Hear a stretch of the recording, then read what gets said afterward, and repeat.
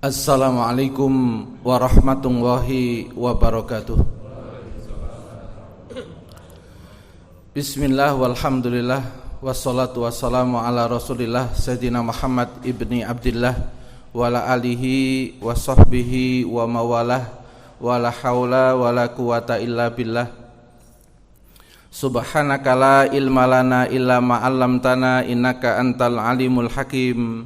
Allahumma alimna ma yanfa'una wanfa'na bima 'allamtana wa zidna ilman wa fahman wa amalan shalihan makbulan wa ja'alna wa iyyakum min ibadikas shalihin. Allahumma inna nas'aluka khaira hadzal yaum wa khaira ma fi wa khaira ma qabla wa khaira ma ba'da wa na'udzubika min syarri hadzal yaum wa syarri ma fi wa syarri ma qabla wa syarri ma ba'da walhamdulillahi rabbil alamin. Amma ba'd. Bapak Ibu yang dirahmati Allah Subhanahu wa taala, syukur alhamdulillah pagi hari ini kita masih diizinkan oleh Allah, masih diberi kekuatan oleh Allah untuk hadir di majelis ini. Moga-moga seluruh niat kita, seluruh amal kita pada hari ini semua diterima oleh Allah Subhanahu wa taala. Yang kedua, kita melanjutkan tema menemukan sebab keruwetan masalah. Dan ini sudah seri yang keempat, seri yang terakhir dari tema menemukan sebab keruwetan masalah. Sebab pertama, orang menjadi ruwet ketika ada masalah saat imannya lemah, saat yakinnya kepada Allah sudah mulai berkurang. Maka ketika orang itu imannya melemah, apalagi hilang, dia tidak dapat pembersamaan dari Allah, lalu dia guncang jiwanya. Innallaha ma'al mu'minin. Sesungguhnya Allah itu bersama orang yang yakin, yang punya yakin lebih kuat kepada Allah daripada situasi dan keadaan, daripada apa-apa yang ada di tangannya makhluk, dari apa-apa yang ada di dunia. Dia lebih yakin kepada Allah. Itu baru dia kalau ada masalah berat tidak akan goncang, karena hatinya diletakkan keyakinannya kepada Allah. Yang kedua, orang ada masalah menjadi goncang gara-gara psikisnya lemah. Psikisnya lemah artinya psikisnya mudah goncang, entah karena tidak terlatih, entah karena tidak mau melatih diri, mengolah jiwa, mempersepsi yang benar terhadap keadaan. Orang yang psikisnya lemah ini pun mudah sedih, mudah kecewa, mudah jengkel, mudah frustasi. Yang seperti ini pun jarang dapat pembersamaan dari Allah. Karena Allah berfirman, innallaha ma'as sabirin. Allah itu bersama dengan orang yang sabar. Laisa syadid bisur'ah. Orang yang kuat itu bukan orang yang bergulat. Wa innamas syadid alladzi yamliku nafsa indal ghadab. Yaitu orang yang mampu mengendalikan jiwanya saat muncul emosi, saat muncul marah. Maka itu sebab kedua. Sebab ketiga adalah lemah pikir dan lemah ilmu. Lemah pikir karena nggak pernah dibuat mikir, sering dibuat baper aja, apa-apa lagi baper saja, perasaannya yang lebih kuat. Kalau perasaannya lebih kuat, pikirannya melemah, identifikasi ya susah, membedakan ya susah, nyimpulkan sering salah. Ini berarti lemah pikir.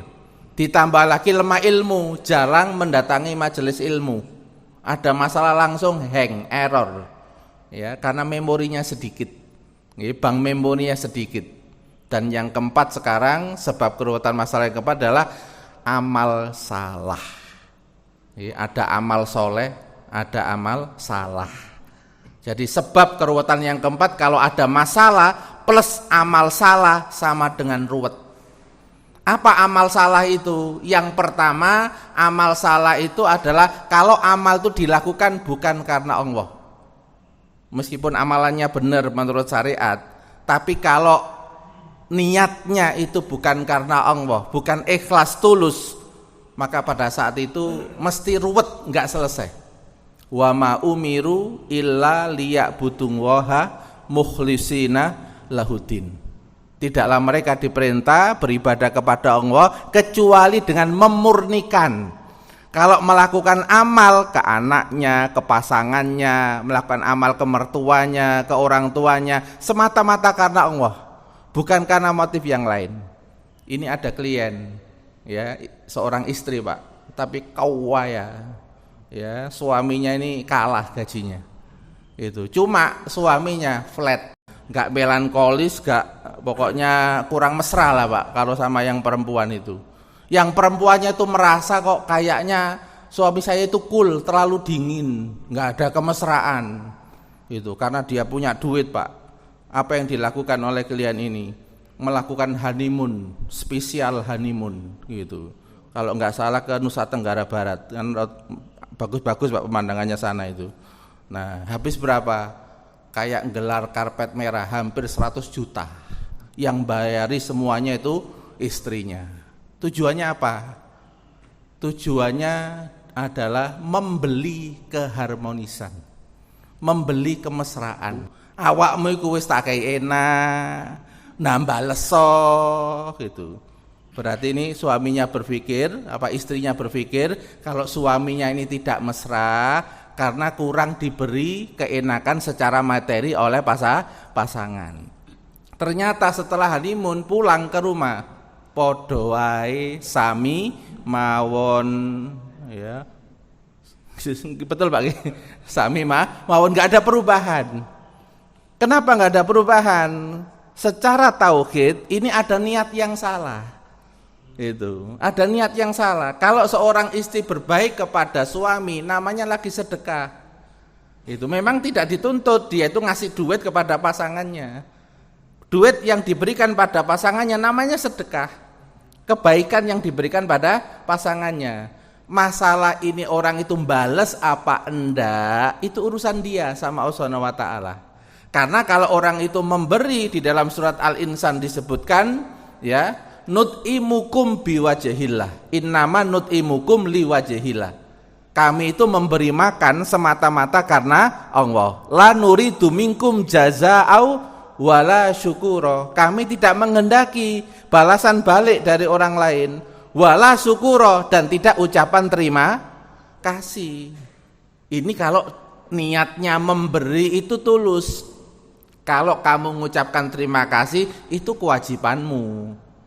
Tapi bukan hakku, karena Allah sudah ngomong, kalau kamu memberi kok orangnya enggak mengucapkan terima kasih, itu berarti diuji keikhlasan. Kira-kira tetap dikei apa ora? Apa maneh sing ngekei iku Pak, ngatelno ati. Ya, ini ada kasus pada zaman sahabat, yaitu sahabat Abu Bakar As-Siddiq itu punya ponakan, ya, ponakannya ini keluarga miskin.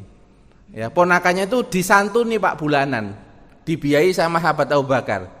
Dilalah kersane Gusti Allah. Niku wong Jawa biasa Pak, nggih. Dilalah kersane Gusti Allah, nggih. Ternyata kok ponakannya ini ikut-ikutan memfitnah Sayyidah Aisyah. Ini berkaitan dengan hadisul if, ya, berita bohong yang menimpa Sayyidah Aisyah. Ikut-ikutan Pak nyebarkan fitnah. Gini Aisyah begini, ngelek-ngelek. Padahal disantuni Pak. Ngapunten Pak, umpama jenengan Pak nggih, duwe ponakan model ngono, terus marono ngelek-ngelekno anak sampean. Padahal itu rutin Pak, dikai sedekah, dikai, karena memang berhak mendapatkan. Kira terus pun Pak, diterusno napa mandek? Hebat ya, luwih hebat teko sahabat Abu Bakar katanya nggih. Diterusno ngono nggih. Berarti nggih Radhatul Jannah iku umpama kelas wis kelas VIP Pak, berarti nggih. Pelajaran ini wis level tinggi nggih. Diterusno gitu. Soalnya mau wis dikandani, urusane kene iku ngekei ya. Urusan dhek gak matur nuwun kok gak dadi apik urusan dhek nggih. Tapi waktu itu nggih namanya sahabat Abu Bakar nggih tetap manusia, berhenti Pak. Tapi turun surat An-Nur untuk mengingatkan beliau, tidak layak orang yang punya kelebihan menghentikan nafkahnya kepada orang yang kekurangan dari kerabatnya. Ditawari oleh Allah, maukah kamu memaafkan dia, maka Allah akan memberikan ampunan kepada engkau. Ya, jadi melepas Pak, melepas yang nggak enak sahabat Abu Bakar itu, lalu melanjutkan, tetap dikasih. Gitu. Nah, karena beliau orang pilihan Pak nggih. Orang pilihan itu kalau salah langsung turun ayat. Kalau kita salah kan nggak turun ayat Pak nggih. Ayatnya sudah selesai masalahnya. Itu nggih. Para jamaah sekalian. Nah, ini kalau kita perhatikan ya, ternyata memang kita nanti akan ada Pak ujian keikhlasan, apalagi kalau lagi mentreatment orang. Misalnya mentreatment anak. Anaknya ini karena pola asuh kita yang salah di masa lalu, karena gaya kita ini gaya jenderal, sedangkan anak ini psikisnya lembut, tidak bisa dikasari, tidak bisa kemudian mendapatkan instruksi yang terus menerus, ini tertekan. Dalam kondisi seperti ini, maka dibutuhkan konsistensi dari orang tua untuk melakukan kebaikan kepada anak, sampai anak ini nyaman. Karena kalau orang itu tertekan, masih dikasih instruksi, dikasih beban, wong dia itu ngolah dirinya aja nggak mampu, malah dikasih PR berupa beban-beban, nggak bisa selesai. Nah, disinilah kemudian orang tua nanti akan diuji keikhlasannya. Ngekei opo api, tapi anaknya masih belum bisa berbuat baik. Itu namanya diuji keikhlasan. Gitu. Kamu berbuat baik kepada anak itu karena apa? Kalau lillah, insya Allah nanti ada efeknya. Ya, ulama itu sampai mengatakan begini, maka nalillah dhamma wattasolah. Segala sesuatu yang dilaksanakan karena Allah itu biasanya langgeng. Kalau ada majelis ilmu dibuat oleh pelopornya, kalau pelopornya ini orang yang ikhlas, biasanya puluhan tahun, bahkan bergenerasi majelis ilmu itu. Karena majelis ilmu dibuat bukan nyaingi yang lain. Ya, bukan karena nyaingi yang lain. Coba kalau dia membuat majelis pengen nyaingi yang lain, ikhlas apa mboten? Ndak ikhlas, kena kalimat yang kedua, wa makana li ghairillah, segala sesuatu yang bukan karena Allah in qata'ah, terputus. Terputus itu maksudnya apa? Amalnya itu terputus, enggak akan langgeng. Termasuk efeknya kepada orang juga enggak akan langgeng. Jadi jenengan ngapii bojo, tapi modus, tapi rek bojoku rek gitu. Engko cek ditambah wingi kan 2 juta. Aku nek gawe masakan tak enakno, mbok menawa kok ono tambahan 2,5 juta, tapi ternyata malah mudun kok. Wingi 2 juta ganti 1,8 juta kok. Itu malah mudun. Nah, itu menunjukkan bahwa dia terpengaruh sama respon makhluk, ya. Imam An-Nawawi dalam kitab Al-Majmu' memberikan definisi tentang ikhlas. Ikhlas itu adalah tasfiyatul akli an mulahadatil makhlukin. Membersihkan hati dan pikiran dari respon dan pengaruh makhluk. Hatinya itu dibentengi supaya enggak kena pengaruh respon makhluk. Respon makhluk itu naik turun apa stabil, Pak? Naik turun, Pak. Kadang enak, kadang enggak enak. Nggih, Pak, nggih? Ya, manusia memang tidak stabil manusia itu. Makanya kalau orang itu bersandar pada manusia mesti kecewa. Orang itu kalau berharap kepada manusia siap-siap kecewa. Soalnya gak iso dititeni. Pasangan misalnya, kadang-kadang senyum, kadang-kadang manyun, nggih Pak nggih? Ngoten niku memang. Soalnya dia punya namanya kolaba. Kolaba itu bisa berbolak-balik. Ya, bisa bergonta-ganti. Makanya disinilah resep pertama kalau pengen amal itu nanti menghasilkan bukan keruwetan, menghasilkan ketenangan, menghasilkan solusi. Syarat yang pertama adalah ikhlas. Ikhlas adalah apa? Melaksanakan semata-mata karena Allah, bukan tujuan-tujuan yang lain. Nggih. Makanya nanti ngapunten ya di dalam surat Al-Kahfi itu disebutkan ayat 104 nggih. 102 103 sampai 104 itu. Kita diingatkan hal nunabbiukum bil aksarina amala. Maukah kami beritahukan kepada orang yang paling rugi amalnya? Apa itu? Alladzina dhalla sa'yuhum fil hayatid dunya. Sebenarnya amalan dia itu masuk kategori salah. Kategori tersesat, ya, enggak sesuai target, enggak sesuai tujuan. Tapi yahsabuna annahum yuksinuna sun'a. Tapi dia menyangka dia sudah melakukan kebaikan-kebaikan. Nah, itu diantara sebabnya adalah karena niat yang salah. Niatnya salah, Pak, tapi amalnya terkenal benar. Kan ketok-ketok aneh dipuji orang, Pak. Kelihatannya kemudian banyak orang yang suka memuji, pengikutnya banyak. Tapi amalan itu nanti di akhirat dianggap apa? Haba'am mansura. Seperti debu. Enggak bisa dipegang. Kenapa? Karena ternyata motifnya, tujuannya, ya tujuan ketika dia melakukan amal bukan semata-mata karena Allah Subhanahu wa taala. Ini pertama para jamaah sekalian yang perlu kita lihat, apakah amalan itu masuk kategori amalan yang ikhlas atau amalan yang tidak ikhlas. Satu. Kemudian yang kedua, ya, syarat amal itu kategori amal yang benar, ya, itu motifnya benar. Ya, motifnya benar. Motif itu maksud dilakukan amal itu ada penjelasan dalam agama.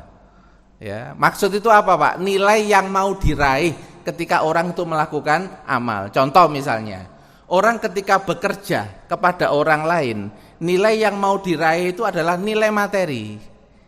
Karena bekerja itu ada akad, ada transaksi. Kita sebagai pegawai melakukan sebuah pekerjaan, lalu dia menjadi bos kita. Dalam fikih disebut dengan al-ijarah. Al-ijarah itu al-aqdu, ya, sebuah akad bi'iwadin, ada ganti. Ya, ada ganti dari apa yang sudah kita kerjakan. Orang jual beli, ini juga motifnya materi. Ngapunten Pak nggih, jenengan jualan di pasar, misalnya di pasar Turi. Terus kerabat jenengan ku padha teko Pak nang pasar Turi. Nggih. Terus kemudian tanya-tanya barang jenengan, iki piro man paman? Ya iku 50.000 man, karo ponakan dhewe kok 50.000 man. Ya 10.000 wae. Ojo nek 10.000 paman iki oleh apa? Ya kan iki ponakan man, pompong pisan nang kene man. Nang ponakane 20 teko kabeh. Nah, terus pundi Pak kira-kira? Jadi 50 mudun 10. Terus pundi kira-kira? Diterusno 10.000 napa mudun mek 40. Terus pundi, Pak? Lah, ini kadang-kadang orang itu ndak tahu tempat. Nek waktu dodolan, nilainya materi mboten napa-napa. Iki bukan masalah paman iki medhit apa ora. Iki lagi dodolan. Ngene lho, ngene ya. Saiki tukun 40.000 ya. Meni-meni nek riyaya teko meneh. Siji acarae iku acara keluarga siji, gak acara dodolan. Ya, perlu dijelaskan ngono Pak kadang-kadang. Soalnya apa Pak? Nanti kalau orang itu nilainya itu salah, iso grundel nangguri. Ya. Misalnya nggih jenengan enggak ada konconya itu arsitek Pak. Wis pokoknya teknik sipil, arsitek pokoknya sing bagian bangun lah Pak nggih. Nah niku nawari konco dekat Pak. Tak bangune omamu. Nah piro? Gampang konco kok. Nggih. Kata Pak ngoten niku Pak. Kata Pak ngoten niku. Soalnya gak jelas. Dalam agama itu niat ikhlas karena Allah itu maksudnya apa? Niat ibadah. Kita melaksanakan perintah Allah, bekerja ini perintah Allah kita lakukan, tetapi motifnya harus benar. Dalam bekerja motifnya memang materi dan memang Islam membolehkan. Karena kalau motifnya nanti salah, dagang pekerjaan tadi itu, jadi arsitek tadi dienggo koyok sodakoan. Nggih. Padahal koncone iku modale mbangun omah iku entek misale 50 juta. Terus sampean ngomong, 30 juta ya kon gak eling ta waktu mbiyen pas nang kampus. Kon sering tak ajak nang kantin sok lali. Nah, ono ngono barang Pak. Kira-kira Pak nggih, mohon maaf Pak. Kalau kemudian dia disuruh bayar cuma dibayari 30 juta. Koncone sing saalumni wau nrimo napa mboten? Ya nrimo tapi rada grundel mari ngono. Wis pisan ae koncon karo awakmu ngono. Nggih Pak nggih. Nah, itu yang dimaksud dengan qasdu, nilai yang mau diraih. Dalam Islam itu ada nilai materi, nilai mada, ada nilai akhlak, nggih. Ada nilai spiritual. Nilai spiritual itu termasuk sholat Jumat, dzikir. Jadi dzikir itu tidak boleh dikonversi dapat materi sekian. Sholat duha itu spiritual, pendekatan pada Allah. Kini sholat duha ping 2000, kok gak soge-soge ya wis gitu. Sholat duha itu bukan targetnya untuk mencari materi. Kok dikei efek samping karena duha iku fokus, konsentrasi, lalu Allah ngasih bonus, iku ya sesuai panitia Gusti Allah. Awakmu aja melu-melu bahas. Iku duha kaya, iku duha melarat. Nah sing salah sapa? Ya salat duha gak pernah salah. Karena salat duha itu memang adalah sarana untuk mendekatkan diri kepada Allah. Supaya apa? Supaya salat itu ndak putus-putus. Subuh salat duha, salat duhur, salat asar, salat maghrib, salat isya, salat tengah malam, salat. Maksudnya apa? Cek nyambung terus maksudnya ngoten. Gitu. Karena salat itu silatun. Silatu birabbihi, nyambung terus kepada Allah. Nah, orang itu kalau nyambung terus biasanya enggak keluh kesah.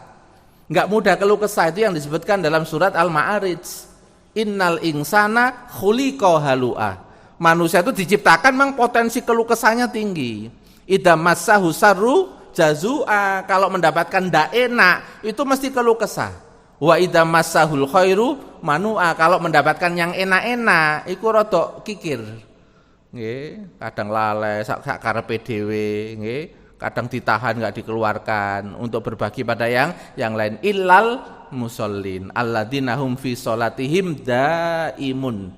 Yang sering disebut dengan sholat daim, nyambung tidak putus-putus dengan Allah Subhanahu wa taala. Karena kolbu kalau enggak putus sama Allah, tenangnya lebih lama. Karena makanannya kolbu itu adalah nyambung kepada Allah. Bahagianya kolbu, bahagia yang hakiki Pak, itu nyambung kepada Allah. Nek oleh duit bahagia, itu bukan kolbu, itu hawa nafsu. Tapi nek jenengan sholat, maca Quran, kok bahagia, itu organ jiwanya yang lagi berbicara adalah kolbu. Itu disebutkan oleh Imam Al-Ghazali dalam kitab Kimia Usa'adah. Beliau mengatakan al-qalbu makhlukun li amalil akhirah. Hati kita itu makhluk yang diinstal di dalam diri kita untuk melaksanakan tugas-tugas akhirat. Wa sa'adatuhu, dan bahagianya kolbu ma'rifatu rabbihi. Karena dia mengenal Rabbnya, mengenal Tuhannya. Para jamaah sekalian, ya, ada nilai materi, ada nilai spiritual, nilai ibadah tadi itu, sholat duha, dzikir, itu tidak boleh dikonversi kepada materi. Karena memang memurnikan ngadep wajah tu wajahiyah lilladzi fatara samawati wal ard. Ada lagi nilai akhlak. Nilai akhlak ini bukan dikonversi kepada materi juga. Nilai akhlak itu mau menginstal nilai itu menjadi bagian diri kita. Misalnya Pak, ada saksi. Ya, saksi terkait dengan kasus oknum polisi. Nah, kalau jadi saksi Pak, saksi itu kan harus jujur Pak ya. Tapi saksi ini kemudian ditawari duit. Kamu nanti ya bersaksi bohong, beres-beres.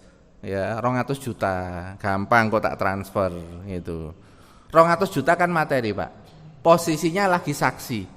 Ketika dalam menjadi saksi, Islam memerintahkan apa?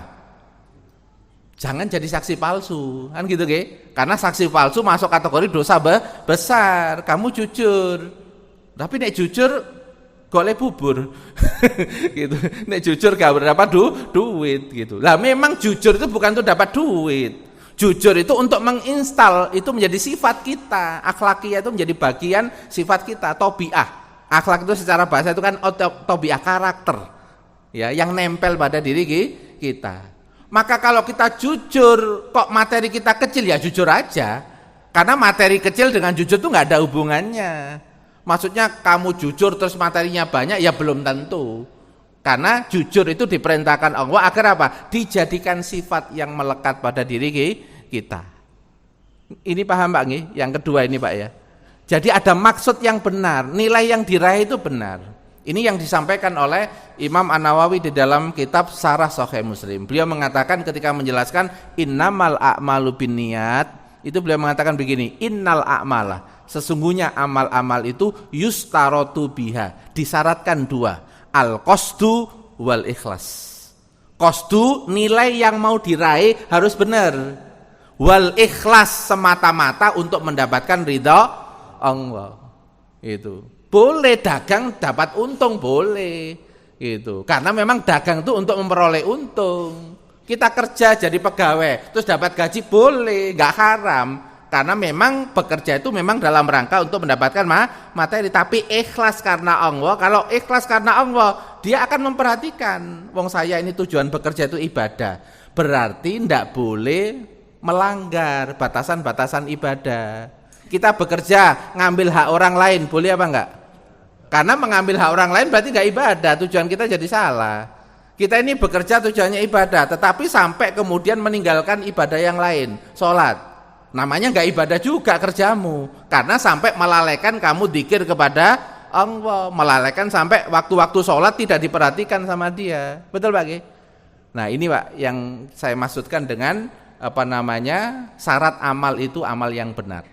Kalau amal yang salah berarti nilai yang mau diraih salah. Orang sholat duha pengen kaya, 2 tahun sholat duha gak kaya-kaya, mandek jegrek. Mari ngono wis gak duha-duhan, nah ngono Pak nggih. Dikir ping 2000, ping 10.000, cek pengen iki, ternyata wis 10.000, kok gak ngono, wis gak dikir meneh. Jadi dia itu trauma Pak dengan perintah agama akhirnya. Karena apa? Salah dalam memahami ini. Salah dalam memahami apa? Nilai yang mau diraih. Islam itu punya nilai yang mau diraih itu kerja, ada nilai materi, sholat, dzikir, nilai spiritual, akhlak, nilai sifat-sifat baik yang mau ditanamkan di dalam diri kita itu ada. Nah, yang keempat kemanusiaan, nilai kemanusiaan. Kemanusiaan itu apa? Ndelok pokoknya menungso, gak ndelok agamane. Loro tak bantu, kelaparan tak kei mangan. Loh, apa iki? Kok non muslim lapar jano cek mati cek entek. Ya nggak boleh gitu. Karena topiknya ada perintah-perintah yang sifatnya kemanusiaan di dalam agama itu, nggak melihat suku, ras, agama. Ini yang menyebabkan akhirnya Islam itu rahmatan lil alamin, karena ada perintah-perintah itu yang bersifat kemanusiaan. Jangankan jenengan Pak, Nabi Ibrahim tuh loh, sampai ditegur oleh Allah. Nabi Ibrahim itu kan termasuk nabi, kalau makan itu suka bareng Pak, cek barokayake itu. Jadi undang-undang kalau makan itu. Cuma salahnya Nabi Ibrahim di awal-awal, beliau itu ketika mau ngajak makan, nyembah sopo, nyembah matahari, minggir kalau teko, nyembah sawa, Allah masuk gitu. Ada di absen ngono barang Pak, karo Nabi Ibrahim. Sing nyembah Allah melbu, sing gak nyembah Allah minggir. Akhirnya ditegur Pak karo Gusti Allah. Ibrahim, awakmu kok gaya acara mangan-mangan ate absen barang ngono iku. Terus mbok takoni barangku agamane apa, nyembah apa. Kon ngekeki manganku pirang tahun sih. Aku ket biyen dadi pencipta. Iku ngekeki mangan makhluk-makhlukku termasuk sing ingkar sing bejat-bejat itu tetep tak kei mangan. Gitu. Kok ate gaya-gaya ngono. Balik, akhirnya balik Pak. Itu. Balik akhirnya apa dipanggil lagi Pak. Apa nyembah matahari masuk. Apa majusi masuk, jadi mangan kabeh gitu. Dan itu bisa menjadi sarana apa? Orang itu tertarik kepada agama Islam. Di Eropa sekarang banyak orang-orang masuk ke dalam Islam itu kenapa? Akhlak kaum muslim itu nampak dan menonjol. Karena mereka itu kan ditantang dengan informasi yang salah Pak. Beredar di media itu informasi yang salah terhadap Islam, dianggap teroris macam-macam. Tapi ketika berinteraksi langsung dengan kaum musliminnya yang menunjukkan akhlaknya yang sempurna, akhirnya apa? Berubah total. Karena visual itu lebih kuat daripada pendengaran. Ya, visual itu berarti kan melihat langsung Pak. Melihat dan merasakan itu lebih kuat. Sekarang saya tanya para jamaah sekalian, jenengan nyuruh anak sampai ping 30 sama Anda itu nyuntui anak, kira-kira anak itu cepat berubah pakai nyuruh 30 kali atau kita yang jadi contoh? Contoh Pak ya. Misalnya jadi kalau iku ada nang berangkat, Bapak nanti nang warung. Ya berangkat tapi kepeksa batin nang ini. Bapak gak tepak. Ngono. Anake batin, suwe-suwe mari ngono ya gak nang masjid deh. Itu. Ikut nang warung misan ketemon karo bapak lah padha. Nah, makanya dalam bahasa Al-Qur'an itu ku anfusakum wa ahlikum naro. Nek anak kok gak tepak, itu berarti nyuruh kita untuk menjadi uswah lebih kuat lagi. Enggak kakean instruksi. Anak zaman milenial saniki niku, nek kakean dikongkon, jadi katanya berisik mama. Papa ini berisik ngomong aja gitu. Begitu Pak anak sekarang. Karena dia itu lebih pinter dari kita zaman-zaman dulu itu. Lebih cepat paham daripada kita karena informasinya masuknya itu dia tuh sering mikir Pak. Lagi game mikir dia. Pertanyaannya itu lain dengan zaman-zaman kita dulu. Maka kalau metodenya kita itu instruksi, dia itu penat. Maka kebanyakan kalau pengen berhasil, wis contoh ae, ngomongi titik. Ya, misalnya instruksinya itu mek ping 2 no, tapi contoh ya ping 10. Lebih banyak contoh. Itu nanti akan cepat berubah. Karena anak sekarang itu kemampuan refleksinya lebih tinggi dibanding anak yang zaman dulu. Karena sering mendapatkan paparan fakta, informasi dan mereka juga menggunakan akalnya untuk merenung. Ini pelajaran bagi kita semua nggih para jamaah sekalian, karena saya juga seorang orang tua yang punya 2 anak ya, apalagi sekarang lagi remaja. Nah, remaja ini kan juga godaannya banyak, Pak. Ya, kalau kata zaman sekarang toksiknya itu banyak. Yang punya potensi beracun ini banyak. Kalau kita nggak jadi teman mereka, kalau kita ini bondingnya nggak kuat kepada mereka, mereka gampang disabotase oleh lingkungan, oleh pergaulan, oleh media itu. Perumpamaan itu seperti ini. Kalau kita punya layang-layang, anginnya itu ngebes ke sana kemari. Ini ibaratnya apa? Keadaan kita sekarang, Pak. Sautan-sautan untuk ke arah buruk ini banyak sekali. Tapi pastikan bahwa layang-layang itu talinya masih kita pegang. Itu yang kata orang psikologi disebut dengan bondingmu ojo sampai lemah dengan anak-anakmu. Nek bondingmu kuat, saya ono harapan noto anak. Ya, masih ada harapan noto anak. Makanya kalau ada anak bersalah, yang dipastikan dulu adalah bondingnya kuat apa enggak dengan kita. Kalau belum, jangan kakek treatment, Pak. Nih bondingnya belum kuat. Treatment kita akan buyar karena enggak ada hubungan ikatan yang kuat. Ya, yang dilakukan apa? Membangun bonding. Membangun bonding dengan apa? Ya istiqomah kebaikan kepada anak itu. Sampai dia percaya, setelah percaya baru bisa diatur. Ya, Pak. Kalau anak belum percaya, kita ngomong dibantah apa enggak? Bantah. Kita ngomong nggak dilakukan. Tapi kalau percaya dan kita ini berwibawa, maka dia akan gampang menurut. Begitu, Pak. Nah, ini yang kedua, ya. Amal yang salah itu berarti amal yang tidak sesuai dengan nilai yang diajarkan, nilai yang diraih, yang diperintahkan oleh agama. Yang ketiga sekarang, sebab amal itu salah karena dia prioritasnya salah. Misalnya istri, ya, prioritasnya siapa? Suami, bukan orang tuanya. Karena dalam pernikahan orang tuanya sudah menyerahkan. Maka orang tua yang benar menyuruh anaknya perempuan taat kepada suamimu. Tapi juga ada kasus, Pak. Istri ini membelanin orang tuanya lalu mengabaikan suaminya, padahal suaminya baik. Nah, ini juga ada faktor psikologis. Ternyata anak perempuan ini dulu dirawat oleh ibunya dengan perawatan yang mengesankan, ya, sehingga dalam bayangannya itu ibu adalah nilai tertinggi dalam kehidupannya. Soalnya tahu pengorbanannya, tahu sebagainya, ya. Sehingga tapi problemnya adalah sampai tidak hormat pada suaminya, gitu loh. Nah, ini yang kalau kemudian ini kan berarti kan karena prioritas yang salah. Agama mau mengatakan prioritasnya suami. Itu. Tapi perasaan karena dibangun oleh masa lalu menganggap prioritasnya siapa? Orang tua.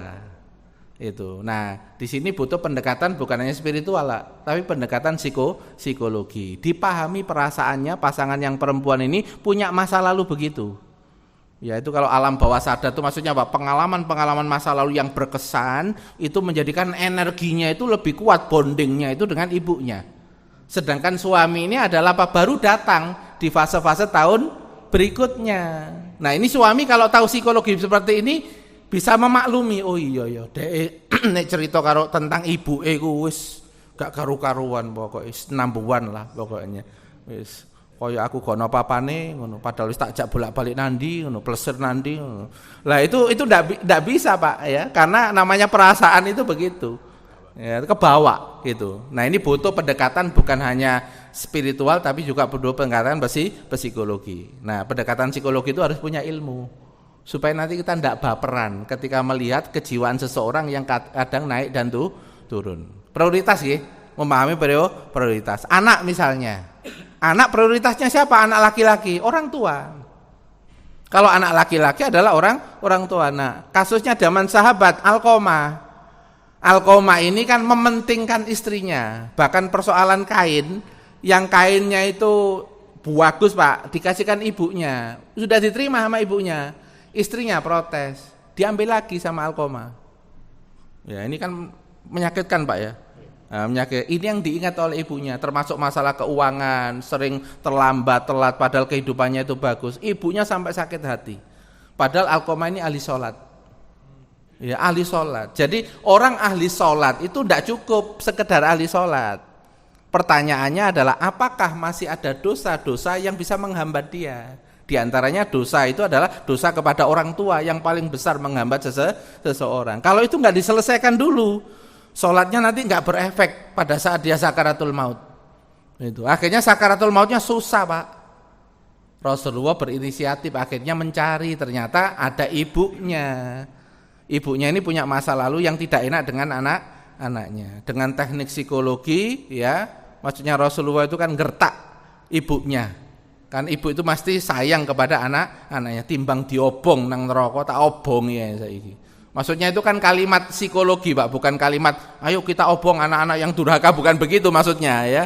Itu maksudnya adalah pendekatan untuk ibu tadi itu supaya terenyuh. Akhirnya terenyuh, kasihan. Nah ketika kasihan, tek, sebelah sana yang lagi sakaratul maut bisa mengucapkan kalimat syahadat. Nah itu Pak. Ya, makanya kalau kita ngurusi klien Pak, pasangan suami istri, kita juga nanti menelisik ono urusannya karo wong tuane apa enggak. Nih ono urusan karo wong tuane, kita juga akan arahkan agar untuk orang tuanya ini selesaikan. Soalnya apa? Ridhon wa fi ridhol walidain. Ridhonya Allah itu ada di tangan ridhonya orang tua. Nek gak ridho, iso terhalang kabeh iki. Itu, bisa terhalang semuanya. Terakhir yang keempat ya, tadi prioritas Pak nggih. Nah, yang keempat adalah urut dan lengkap. Orang itu kalau menyelesaikan masalah tidak sesuai urutan dalam syariat, terus gak lengkap, ya biasanya gak mari. Ya, contoh misalnya tentang urutan dan lengkap ini di dalam surat At-Taghabun ayat 14. Ya ayyuhalladzina amanu inna min azwajikum wa auladikum, ya, ada di antara pasangan kalian dan anak-anak kalian aduwwal lakum, musuh buat kalian. Ternyata anak itu kan ada yang jadi perhiasan Pak. Al-malu wal banun zinatu hayatid dunya. Menjadi apa? Perhiasan. Nyenengno Pak. Ganteng, pinter, soge, nyenengno, perhiasan.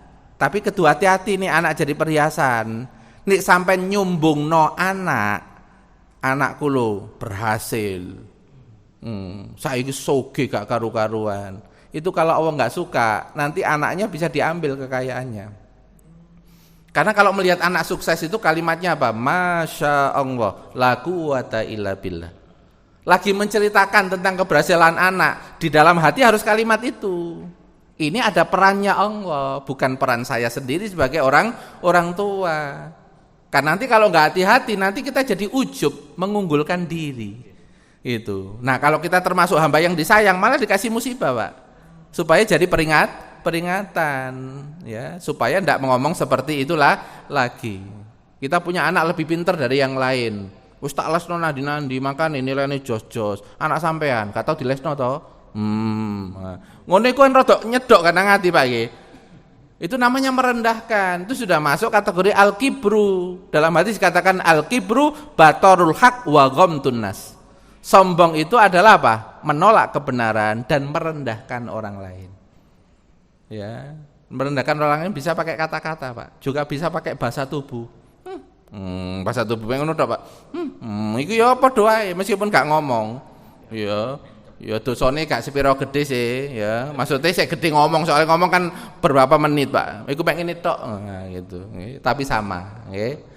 Nah, makanya di dalam ayat ini dikatakan fahdaruhum, waspadalah, hati-hatilah kalau anak sudah menjadi musuh. Gak cocok, bantahan, gak pernah nurut, bahkan nakal nandi-nandi.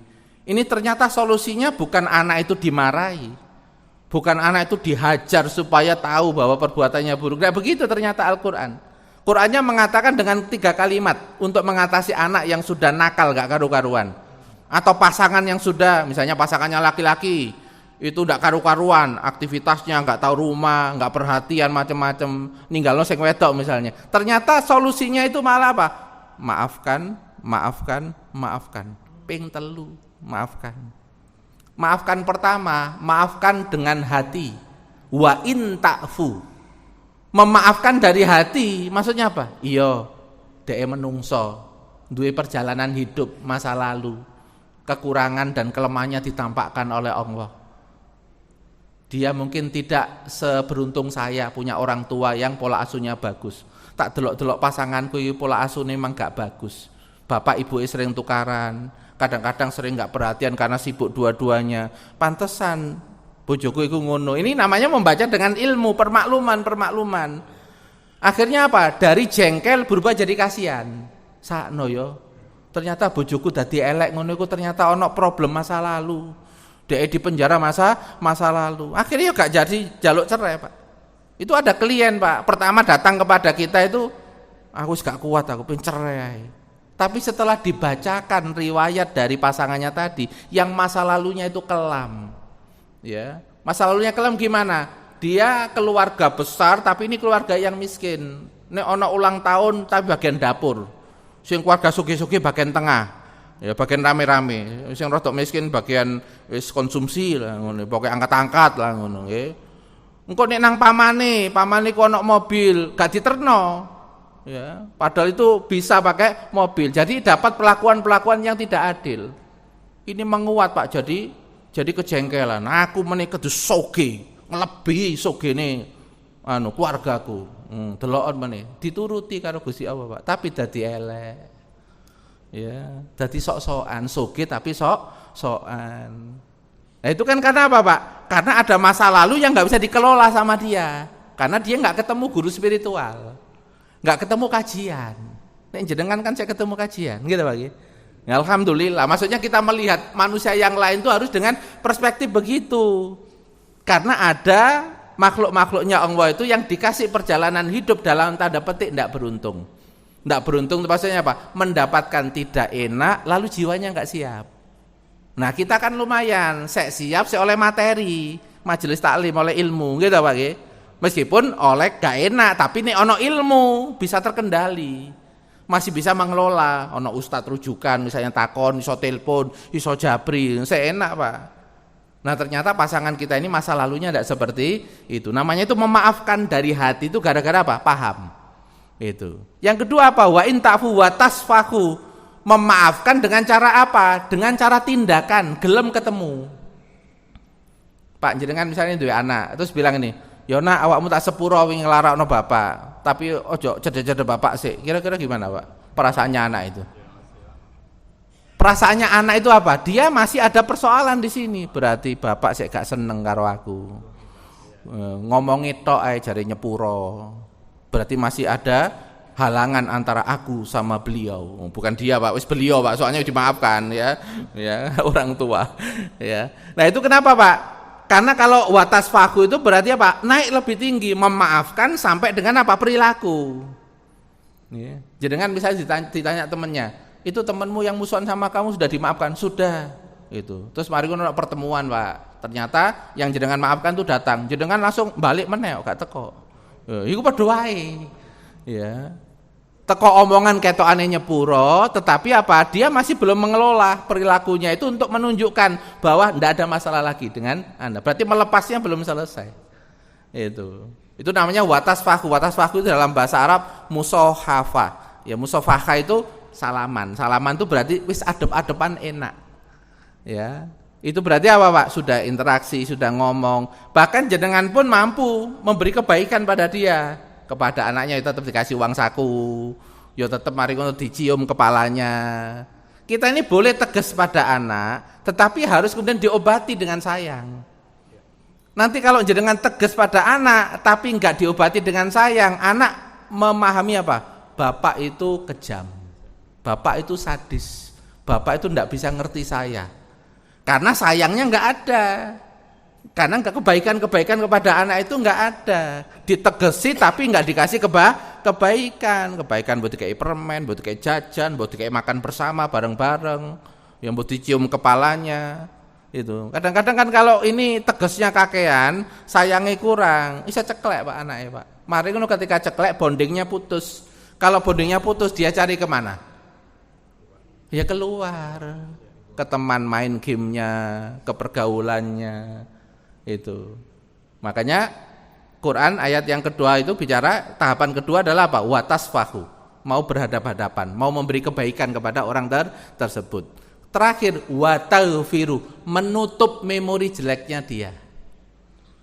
Wis gak ngungkit-ngungkit meneh, misalnya ada anak.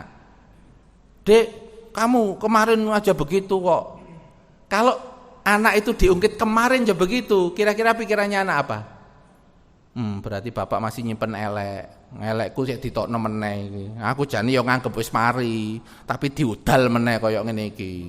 Iki ate dimulai meneh ta pertarungan. Pasangan juga begitu, Pak.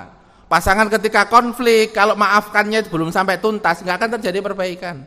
Sampai tuntas itu kalau ya dipicu sama orang lain memunculkan jelek pasangan, dia enggak mau. Bojo kaya ngono iku ate mbok anu ta? Enggak kok apik kok Dek. Nah dia pernah ngono-ngono itu ya apa? Enggak kok apik kok. Pinter Pak nutup ini. Nah ini istrinya itu mampu seperti itu akhirnya apa? Bisa selesai masalahnya. Kenapa? Dipicu untuk jeleknya muncul, nggak mau keluar. Wa takfiru itu dari kata ghafara. Ghafara itu menutup file. File wis hilang blas. Ya, kalau ghafara itu ditutup namanya. Ditutup, file hilang blas. Meskipun diprovokasi, kemudian dipanas-panasi koncone untuk kejelekan pasangannya, dia nggak mau muncul. Nah, kalau itu dilakukan, Pak, biasanya nanti raket lagi. Karena jeleknya terhadap pasangan itu sudah hilang. Ya, Imam Ali bin Abi Thalib ya mengatakan dalam kitab Idho Asrar Ulumil Muqarrabin karya ulama Yaman, jika kamu ingin mengubah orang lain, buang dulu rasa burukmu pada orang itu.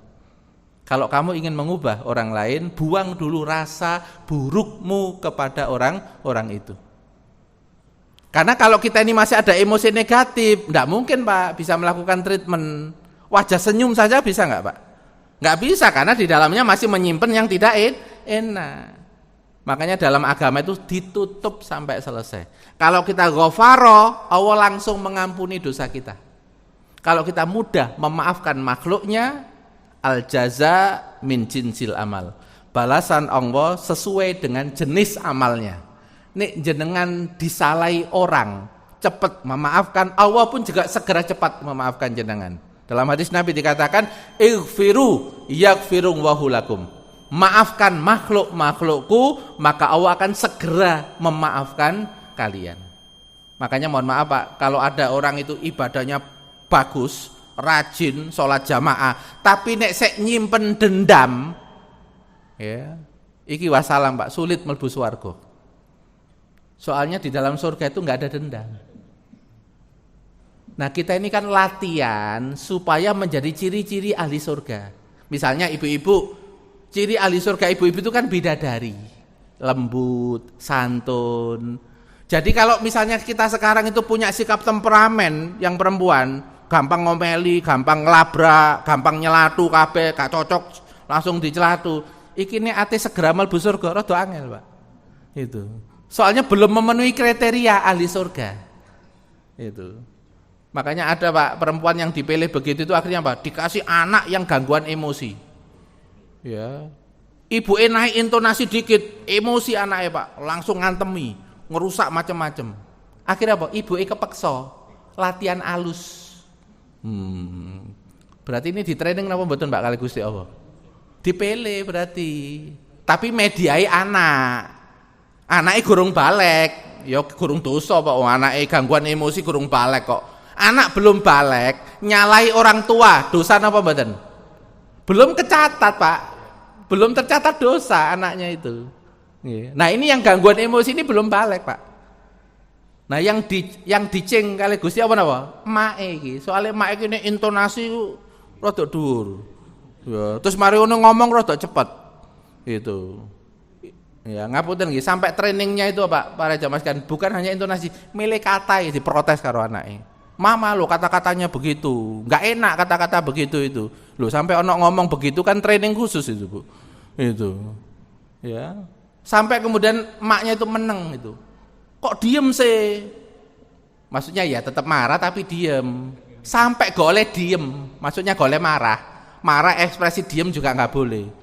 Itu namanya masih marah gitu. Loh, coba bayangkan, Pak. Di training sampai seperti itu. Sing wajahe rada garang, Pak, awale, Pak, sing wedok iku. Mari ngono di training anak emosi ngono iku, lalu lembut kok, Pak. Ngomongnya lembut. Ya, ya bojone kena efek, Pak. Oh, lumayan ya. Ya. Nah, itu artinya apa para jamaah sekalian? Artinya bahwa ada juga ya model musibah-musibah itu yang menghantarkan orang itu menjadi pribadi yang lebih baik karena Allah sayang pada dia. Dalam hadis riwayat Imam Bukhari dikatakan, man yuridillahu bi khairan, barang siapa dikehendaki Allah menjadi hamba yang lebih baik, yusib minhu, Allah memberi musibah kepada dia. Allah memberikan cobaan yang enggak enak kepada dia. Untuk apa? Introspeksi, refleksi. Ya. Timbang ikut pelatihan, Pak, bayar. Gitu, Pak, ya. Langsung pelatihan, langsung on the spot. Ya, praktek langsung di dalam keluarga. Timbang awakmu ku dapat ujian nang jobo, di training nang keluarga sih. Engko nek pas metu gak kaget. Ya. Ini kebetulan tadi malam ya ada seorang anak lagi bertengkar sama saudaranya. Ini anak laki-laki terus yang perempuannya ini kakaknya.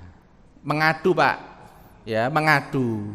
Mbak itu ngomongnya tuh tinggi, nggak enak, aku ini sudah tahan, tapi Mbak itu masih begitu, itu. Nah kita bilang begini Pak, nah ayo coba Dik lihat, Mbak seperti itu kepada adik aja atau kepada yang lain? Iya, kepada yang lain.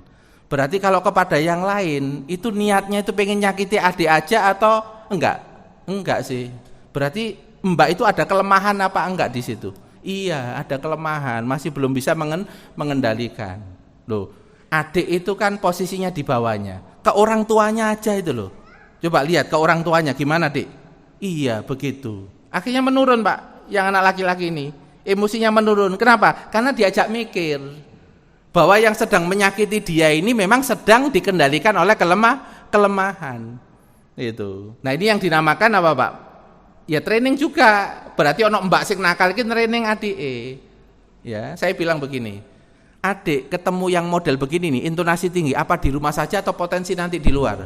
Ya di luar juga. Berarti kan ini disiapkan. Nanti ndak kaget kalau di luar. Akhirnya mantuk-mantuk, Pak. Mari ono meneng. Sing awali marah, muangkel, setelah diajak mikir, menelaah karena sudah tenang Pak ya, baru bisa diajak mikir. Akhirnya dapat pelajaran. Jadi kejadian itu ada pelajaran, ada pembelajaran. Nggih Pak nggih? Ada pelajaran dan ada pembelajaran. Dan pembelajaran itu menjadikan kita nanti akan lebih baik dari sebelumnya. Itu saja Pak nggih pertemuan kita pada pagi hari ini. Jadi amal yang ikhlas, amal yang sesuai dengan nilai yang ditetapkan oleh syariat, amal yang prioritas, amal yang sesuai dengan prioritas yang ditetapkan oleh syariat, dan amal yang urut dan lengkap. Karena kalau tidak urut masih ruwet. Ya, sebelum saya tutup satu kali contoh Pak, urut tapi gak lengkap. Misalnya begini, anak lagi marah, ya lagi emosi, kira-kira ibu juga jengkel kepada anak tadi, kira-kira ibu itu tausiah atau diem dulu? Teorinya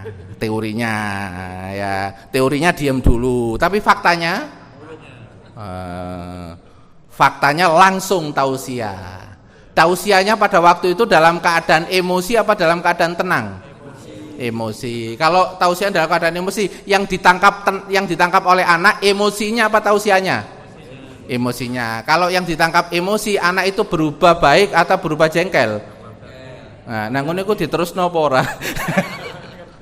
Ya, ayatnya dalam surat Al-A'raf ayat 199 itu ada urutannya, khudil afwa wa'mur bil urfi. Khudil afwa, ambil permaafan dulu. Permaafan itu berarti apa? Melepas yang enggak enak. Melepas yang enggak enak dulu, baru wa'mur bil urfi, baru memerintahkan yang baik. Jadi kalau pas jengkel dengan anak jangan langsung ngomong. Harus istighfar dulu. Ya, istighfarnya itu pakai hati Bu, jangan astagfirullah. Iku anak ya salah paham meneh. Iki istighfar apa mangkel sih? Istighfar itu kan merunduk begini bahasa tubuhnya. Iki enggak kok karo mendelik-mendelik ngono. Ya anak nangkep iki istighfar tapi nyeneni. Nggih Bu nggih. Ibu-ibu paling guyu akeh Pak, soalnya pengalaman gitu nggih.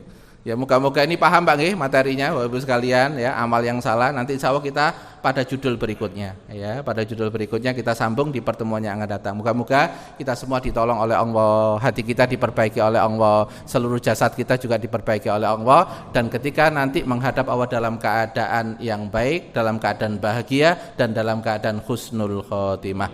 Astagfirullahaladzim, astagfirullahaladzim, astagfirullahaladzim. Subhanaka Allahumma bihamdik, asyhadu alla ilaha illa anta, astaghfiruka wa atubu ilaik. Assalamualaikum warahmatullahi wabarakatuh.